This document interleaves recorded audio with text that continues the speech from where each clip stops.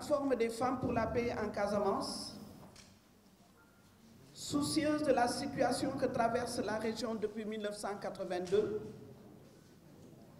pense qu'il est opportun de voir quel projet de société les candidats à la magistrature suprême ont élaboré pour le développement socio-économique et le règlement du conflit en Casamance. À cet effet,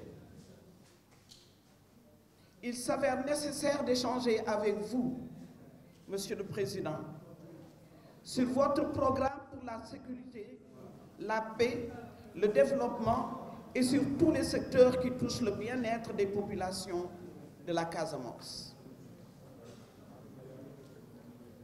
En janvier 2012, nous avions soumis les candidats à la présidentielle à cet exercice en organisant des auditions, ce qui a sûrement contribué à l'accalmie que connaît actuellement le conflit en Casamance. La visée de ces auditions est d'amener les candidats, une fois élus, à s'engager à faire de la résolution du conflit une de leurs priorités. Aujourd'hui, à la veille des élections présidentielles de 2019, les femmes de la Casamance ont toujours soif de voir ce que les candidats proposent pour le règlement définitif du conflit.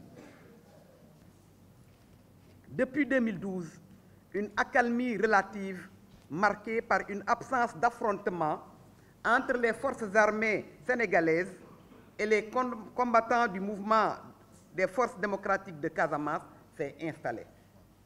Mais ce calme n'est pas la paix. Il est épisodiquement perturbé par des actes regrettables, assassinats, braquages, vols de bétail, viols, séquestrations, enlèvements, qui, à chaque fois qu'ils ont lieu, démontrent une fois de plus l'importance et l'urgence de bâtir une paix durable. L'État du Sénégal et le mouvement des forces démocratiques de Casamance doivent s'asseoir autour d'une table de négociation pour un retour définitif de la paix.